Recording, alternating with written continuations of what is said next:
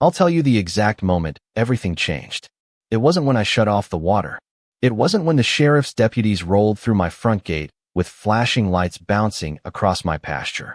It was the second Denise Caldwell pointed straight at me and shouted, "He's trying to destroy our neighborhood," while I stood beside a valve that had belonged to my family for nearly 50 years.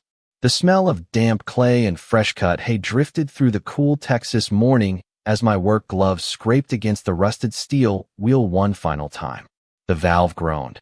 The pressure gauge slowly dropped toward zero, and the familiar hiss faded into silence. That silence lasted maybe 15 seconds before I heard another sound carrying across the open pasture. Sirens. Calm, steady, getting closer. I leaned against the weathered fence post and watched two county patrol SUVs climb the gravel road toward my ranch house, throwing dust into the early sunlight. Denise was right behind them in her spotless white luxury SUV, waving both arms like she'd just discovered a 5-alarm fire. Her expensive perfume somehow reached me even before she stepped out, mixing strangely with diesel fumes from the deputies' engines and the earthy smell that always followed a cool night on the ranch. "Officer," she yelled before anyone could even introduce themselves. "He shut off the community water. People have children, elderly residents. This man is dangerous." I didn't answer. I simply rested one hand on the old iron valve and looked across the property my father had spent his entire life protecting. 63 acres of grazing land. One deep water well drilled almost 400 feet into Texas limestone. One pump house built by my grandfather. Every fence, every pipe, every water line had a story. Every inch had a deed. My name is Caleb Whitaker, and I own Silver Creek Ranch just outside Austin. My family raised cattle here long before the subdivision next door ever existed. Before their decorative entrance signs. Before the identical mailboxes. Before the homeowners association decided they knew more about land than the people who had actually worked it. I never wanted trouble. Most mornings started the same way. Coffee strong enough to wake the dead, boots crunching over gravel still wet with dew, and the low rumble of the well pumps cycling on as the cattle gathered near the stock tanks. Water wasn't just another utility out here. It was life. You learned to respect every gallon because every dry summer reminded you how quickly nature could humble even the toughest rancher. My father used to say, "You never own the water, son. You earn the right to protect it." I didn't fully understand those words until Denise Caldwell moved into the subdivision bordering my southern fence line 3 years earlier. She treated every conversation like a board meeting and every disagreement like a personal attack. According to Denise, my ranch wasn't charming. It was outdated. My cattle smelled bad. My tractors lowered property values. Even the old windmill she called an eyesore had been standing decades before the first brick of her neighborhood was laid. She smiled every time she said those things, the kind of practiced smile that never quite reached her eyes. Looking back now, standing beside that silent valve while deputies walked toward me and Denise celebrated far too early, I realized something she never did. She thought she was calling the law on a stubborn rancher. She had no idea she was about to hand me the evidence that would expose everything. Silver Creek Ranch had never been about making money as much as it had been about keeping a promise. My grandfather bought the land in 1978 after returning from years of construction work across central Texas. He was the kind of man who measured a fence twice before setting a single post and believed a handshake still carried weight. My father inherited the ranch 20 years later and expanded the water system one pipe at a time whenever another good season allowed it. By the time the property became mine, the entire operation revolved around one deep limestone well, a storage tank that overlooked the pasture, and nearly 3 miles of underground pipe feeding livestock troughs and irrigation valves. Every bolt, every pressure gauge, every wrench hanging inside the pump house had fingerprints from 3 generations of Whitakers. I could still remember standing beside my father when I was 10 years old, holding a flashlight while he replaced an old pressure regulator during a thunderstorm. Rain hammered against the metal roof so loudly we had to shout over it. He looked at me, wiped grease across his forehead with the back of one weathered hand, and said, "A man who understands his water never has to beg for someone else's." At the time I thought he was talking about plumbing. Years later I realized he was talking about freedom. After my parents passed away within 18 months of each other, I left a steady job maintaining agricultural irrigation systems and came home for good. Friends thought I was crazy for giving up predictable paychecks to raise cattle, repair fences, and spend summers chasing broken pumps under 100-degree heat. They never understood that every sunrise over these pastures felt like another conversation with my father. The smell of cedar after a rainstorm. The quiet splash of cattle gathering around the stock tanks. The low electric hum coming from the pump house before daylight. Those sounds reminded me exactly where I belonged. Everything stayed peaceful until the subdivision appeared beyond my southern fence line. What had once been rolling grassland transformed into rows of identical houses with decorative stone entrances, freshly planted trees, and perfectly trimmed lawns that demanded more water in a week than my cattle used in a month. At first, I welcomed the new neighbors. I even allowed construction crews temporary access across one corner of my property while they finished paving their entrance road. My father always believed neighbors should help each other. Unfortunately, goodwill has a way of attracting people who mistake kindness for weakness. Denise Caldwell arrived shortly after the first families moved in. She introduced herself wearing expensive boots that had clearly never touched real mud and carried a clipboard before she even shook my hand. Her smile looked polished enough for television. She complimented my ranch, admired the old windmill, and casually asked whether my water system had enough capacity to support future community growth. Something about the way she emphasized the word community made the back of my neck tighten. I laughed politely, changed the subject, and never imagined that simple conversation would become the first move in a game she had already started playing long before I realized there was even a board. Denise did not try to take over the ranch all at once. She worked the way slow water cuts through limestone, quietly, patiently, almost politely. The first few months were little things that almost felt harmless. She mailed invitations to homeowners association meetings addressed to me even though my property had never been part of the subdivision. She dropped off glossy newsletters celebrating neighborhood improvements and highlighted articles about community cooperation with a bright yellow marker. Every conversation somehow ended with the same sentence. We are all stronger when everyone follows the same standards. I always smiled, thanked her, and went back to repairing fences or checking water pressure. Then the requests became expectations. One afternoon, I found landscaping contractors parked beside my southern fence filling portable tanks from an outdoor faucet that belonged to my irrigation line. The steady rush of water echoed across the pasture while diesel engines idled in the afternoon heat. I walked over and asked who had given them permission. The foreman looked confused before pointing toward Denise, who stood near the subdivision entrance talking on her phone. When I asked her directly, she laughed like I had interrupted a pleasant afternoon. It is only water, Caleb. The entrance flowers were dying, and neighbors help neighbors. I calmly explained that the faucet connected to my private agricultural well, not a public utility. She nodded without really listening, thanked me for my generosity, and climbed back into her sport utility vehicle as though the conversation had settled itself. After that day, I installed a simple brass lock on the valve feeding the outside connection. 2 mornings later, the lock was hanging open. Nothing was broken. Someone had simply found another way to reach the handle. That was when I started paying closer attention. Every evening after feeding the cattle, I checked the pressure gauge inside the pump house. Some nights, everything looked normal. Other nights, the needle sat lower than it should have, even though every irrigation zone on the ranch had already been shut down. The electric pump cycled far more often than it ever had before, filling the quiet darkness with a low mechanical hum that echoed through the metal walls. I could almost feel extra dollars disappearing every time the motor started again. One Saturday before sunrise, I carried a flashlight down to the meter vault. The air smelled of wet grass and fresh earth after a light overnight rain. Dew soaked through my boots as I brushed away mud covering the meter lid. The digital reading stopped me cold. My overnight usage was nearly triple what it had been the previous week. Cattle had not increased.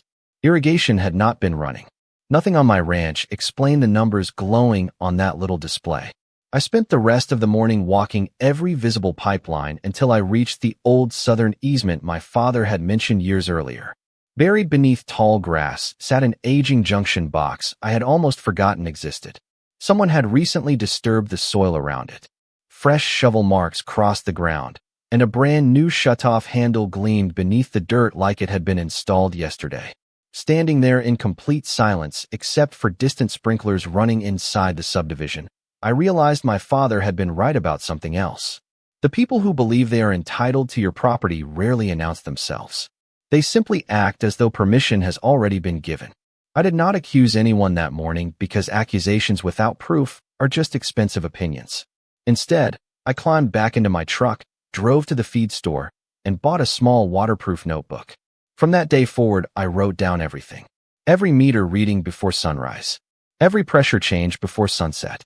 Every time the pump cycled while the cattle stood quietly under the oak trees, doing absolutely nothing that could explain the missing water.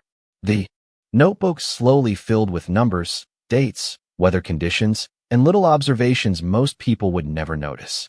The smell of fresh ink mixed with leather every time I opened it inside the cab of my truck. 3 weeks later, a pattern finally appeared. Water usage spiked almost every Monday, Wednesday, and Friday between 5 in the morning and 7.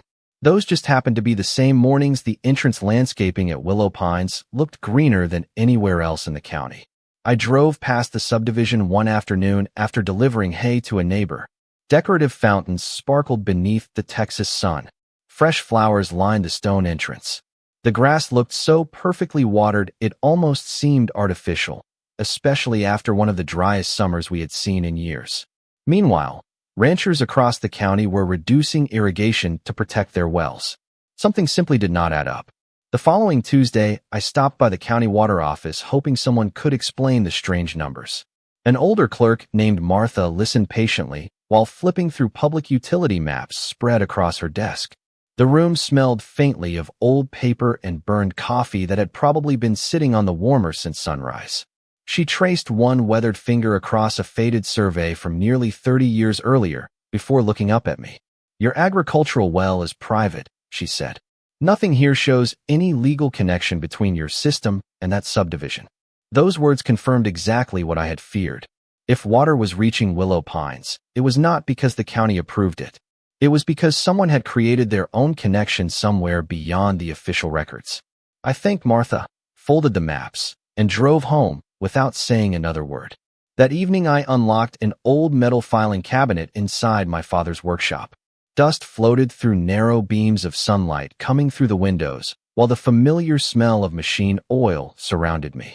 Inside one dented tin box sat decades of permits, receipts, and hand-drawn sketches from every project my father had ever completed. Beneath faded invoices, I found a yellowed blueprint, showing the original emergency bypass line installed years before the subdivision even existed. A handwritten note in my father's unmistakable block lettering caught my eye. "Temporary fire access only. Keep valve locked unless county requests emergency use." I stood there staring at those words for several minutes. The old bypass had never been intended for neighborhoods, landscaping, or decorative fountains. It existed solely so firefighters could draw water during wildfires if they ever needed it. Someone had quietly turned an emergency backup into a permanent supply line. I folded the blueprint carefully and slipped it into a waterproof document sleeve. Outside, the evening breeze carried the scent of cedar across the pasture while the distant sound of automatic sprinklers drifted from beyond my southern fence. For the first time since all of this began, I stopped wondering whether Denise knew what was happening. The question that mattered now was how long she had been counting on nobody else finding out. The next morning I decided to do something that probably disappointed anyone hoping for a dramatic confrontation. I made coffee, fed the cattle, and drove straight back to the county office with my father's blueprint tucked inside a weatherproof folder. Anger has a way of making people sloppy, and I had no intention of giving Denise the satisfaction of watching me lose my temper. Martha recognized me the moment I walked through the door. She spread the old drawing across her desk, while another county employee carefully compared it against the digital utility maps. The quiet clicking of computer keys filled the room along with the familiar smell of paper and stale coffee. After several minutes, the younger employee frowned and zoomed farther into the property records. There it was. The emergency bypass line appeared on the historical survey exactly where my father had drawn it, but there was no permit showing anyone had ever converted it into a permanent service connection. The records simply stopped.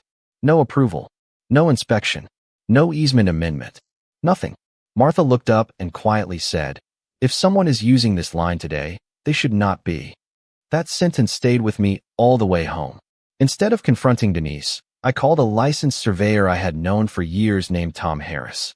He arrived 2 days later carrying tripods, measuring equipment, and enough orange marking flags to cover half the county. By sunset, he had confirmed the bypass valve and junction box both sat completely inside my recorded property boundary. Not on the subdivision. Not inside a shared easement. Mine. Every inch of it.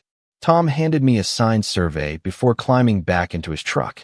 If anyone tells you otherwise, he said with a tired smile, they are going to have a very difficult conversation with a judge someday. I thanked him, filed the survey beside the blueprint, and continued saying absolutely nothing to Denise. That silence seemed to bother her more than any argument ever could. 3 days later, a certified envelope appeared in my mailbox bearing the Willow Pines Homeowners Association logo. Inside was a formal notice accusing me of interfering with essential community infrastructure and demanding that I provide uninterrupted access to what they described as a shared neighborhood utility connection. They even included a proposed monthly maintenance assessment for equipment that belonged entirely to my ranch. I actually laughed when I reached the last page. The smell of fresh printer toner drifted from the paper while my old Labrador slept beneath the porch swing without a care in the world. Whoever drafted the letter had written it with complete confidence, but they had never bothered to verify who actually owned the system they were claiming. I filed the notice beside every meter reading, every photograph, every survey, and every blueprint I had collected. By now the stack of evidence was thick enough that it barely fit inside the folder. Denise believed paperwork created reality because most people never challenged it. My father believed paperwork simply documented reality that already existed. Those were two very different philosophies, and before long, only one of them was going to survive its first meeting with the truth. By then I had everything I needed except one thing: proof that the water was still flowing after it left my property. Paper records could establish ownership, but they could not show exactly who was turning the valve or when it happened. That required patience. I drove into town and bought 3 weatherproof trail cameras normally used for monitoring wildlife. Nothing expensive, just reliable equipment with infrared recording, long battery life, and accurate timestamps. Before sunrise the next morning, I mounted one inside the pump house facing the pressure gauges, another overlooking the old junction box near the southern easement, and a third hidden inside a cedar tree with a clear view of the narrow maintenance path leading toward the subdivision. The cool morning air carried the smell of damp cedar needles, while mockingbirds called from the fence posts as I finished tightening the last mounting bracket. From the outside, nothing looked different. That was exactly how I wanted it. The cameras quietly watched while I went back to ordinary ranch work. I repaired a broken gate hinge, hauled hay to the north pasture, and serviced an aging tractor that seemed determined to leak hydraulic fluid every spring. Days passed without anything unusual happening during daylight hours. Then I reviewed the overnight recordings. The first evening showed nothing. The second was quiet as well. On the third morning, just before 5:15, headlights appeared on the maintenance trail. A landscaping pickup rolled slowly toward the junction box without using its main headlights. 2 workers climbed out carrying irrigation tools, while another man unlocked the access cover. They never crossed into my pasture itself, but they opened the bypass valve hidden inside the box before returning to the truck. Exactly 12 minutes later, my pump automatically started cycling. I could hear the familiar electric hum through the recording before the pressure gauge slowly dropped. Nearly 20 minutes later, the workers returned and closed the valve again. The sequence repeated itself on the next scheduled landscaping day, then again 2 days later. Every recording matched the unusual meter readings in my notebook almost perfectly. What surprised me most was not the workers. It was who arrived after them. Denise stepped out of her vehicle wearing running shoes and carrying a stainless steel travel mug. She smiled while inspecting the freshly watered entrance landscaping, spoke briefly with the crew leader, and gave an approving nod before driving away. She never looked toward the cedar tree where the camera quietly captured everything. Watching the footage inside my workshop, I felt no satisfaction, only confirmation. The smell of machine oil mixed with fresh sawdust while the monitor reflected against the old blueprint lying beside my notebook. Every piece now fit together. The historical survey, the property lines, the unauthorized connection. the meter readings, the certified letter, the recordings. Even so, I still refused to confront her. Instead, I organized every document into labeled folders, backed up every video onto 2 separate hard drives, and scheduled one final inspection with the county water office. If Denise truly believed that bypass belonged to her neighborhood, then she would have absolutely no reason to panic when I exercised the same ownership rights my father had written about decades earlier. All I had to do now was wait for the right morning, walk over to my own valve, and quietly turn it exactly as it had always been designed to work. The county inspector arrived on a Thursday afternoon just as the heat began to settle over the pastures like a heavy blanket. His name was Richard Boone, a quiet man with 30 years of experience inspecting agricultural water systems. He spent nearly 2 hours walking the property with me, checking valve locations, comparing serial numbers against historical permits, and following every section of exposed pipe we could safely access. The smell of warm steel drifted from the pump house, while the steady hum of insects filled the silence between our conversations. Richard rarely offered opinions during inspections, but when he unfolded my father's blueprint beside Tom Harris's recent survey, he slowly nodded to himself. "Everything important is exactly where these records say it should be," he finally said. "This bypass is entirely under your control." Those words carried more weight than any argument I could have made myself. Before leaving, Richard handed me a signed inspection report confirming that my agricultural water system remained privately owned and that the emergency bypass valve was not listed as part of any municipal or neighborhood utility network. I thanked him, placed the report inside my folder, and watched his county truck disappear down the gravel road. The following morning, I woke before sunrise, poured a cup of black coffee, and walked toward the old junction box carrying nothing except the inspection report, my notebook, and the original brass key that fit the protective lock. The air smelled of fresh grass mixed with damp earth after a light overnight mist. Birds were only beginning to wake as the first pale orange light crept across the eastern sky. I unlocked the cover, inspected the valve one last time, and slowly turned the heavy steel wheel until the bypass line closed completely.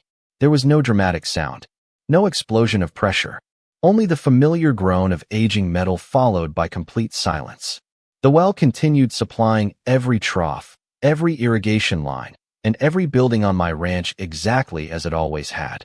The only thing that stopped flowing was the unauthorized connection leaving my property. I locked the valve again, photographed its position with a visible timestamp, and walked back toward the house without looking over my shoulder. Less than 40 minutes later, my cellular phone rang. Denise's name flashed across the screen. I let it ring until voicemail answered. 2 minutes later, another call came. Then another. By the 4th attempt, she left a message that sounded unusually calm. She asked whether I was experiencing water problems and suggested there might be an equipment failure affecting the neighborhood entrance. I smiled without returning the call because there was nothing to discuss. Shortly after 8 o'clock, another notification appeared. This time, it was an electronic mail from the Homeowners Association demanding immediate restoration of what they called shared community services. Attached was another formal notice threatening legal action if I failed to cooperate.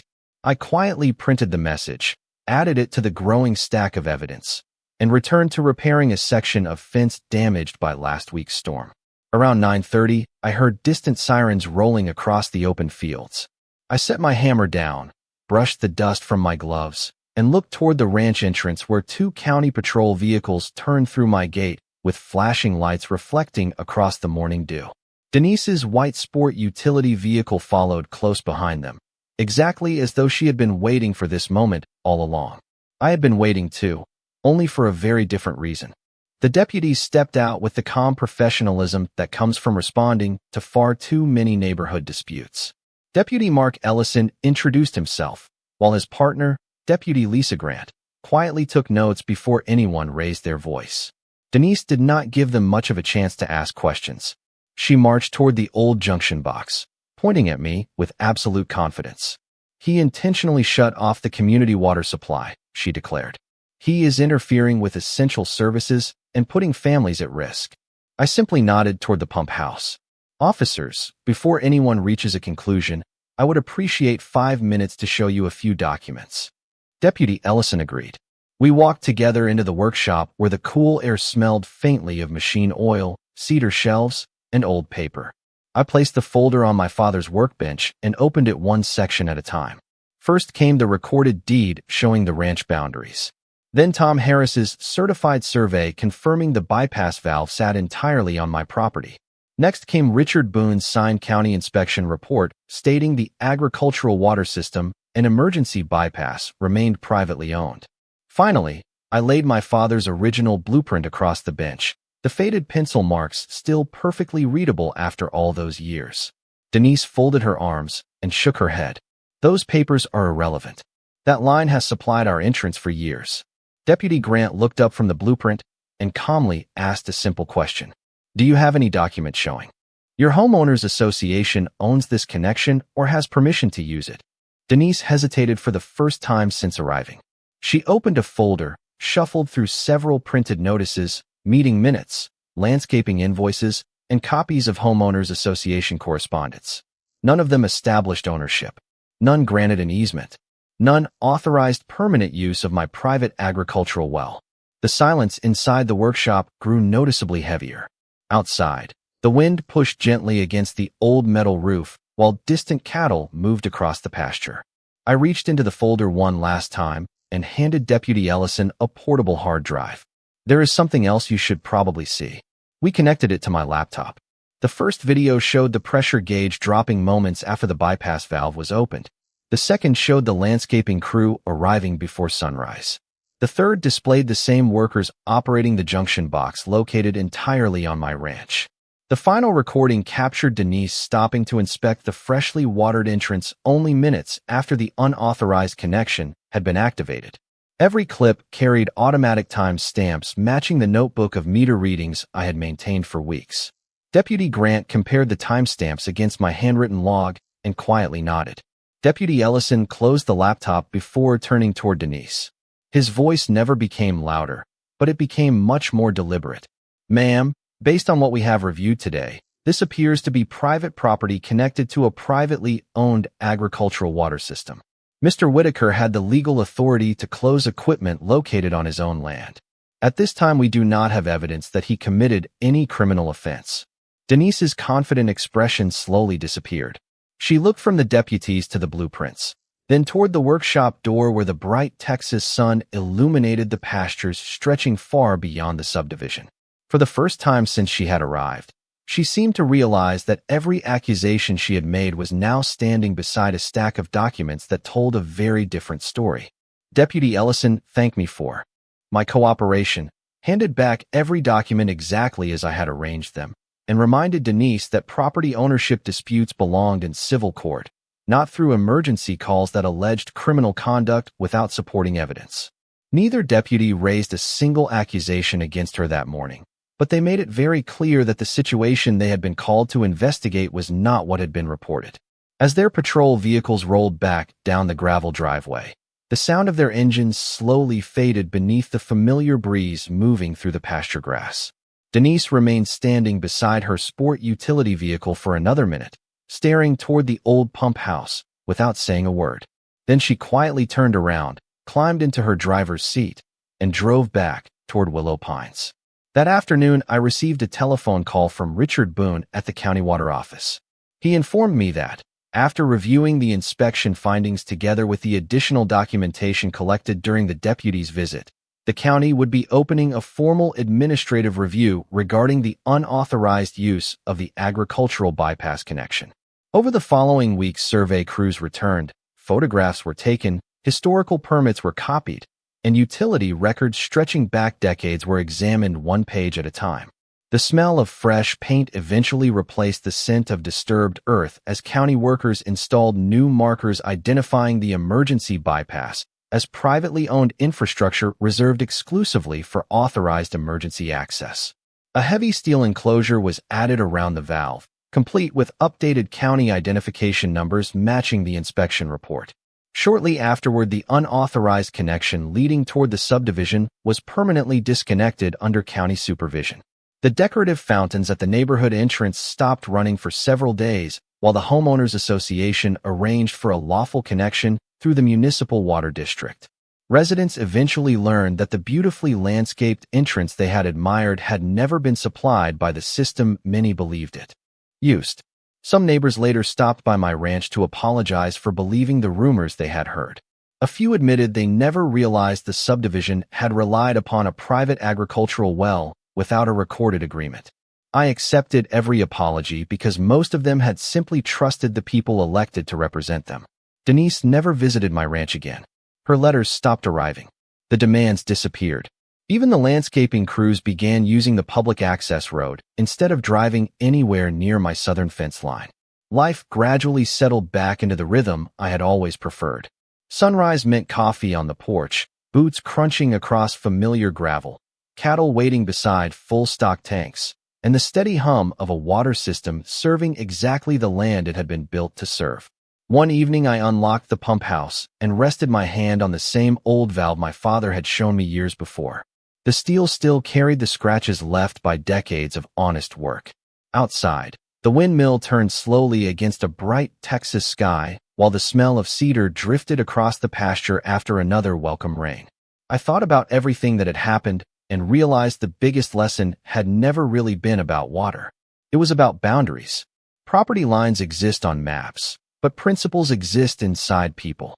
My father once told me that protecting something valuable rarely requires shouting. It requires knowing exactly what belongs to you and having the patience to prove it when someone else forgets. In the end, I never took anything away from my neighbors.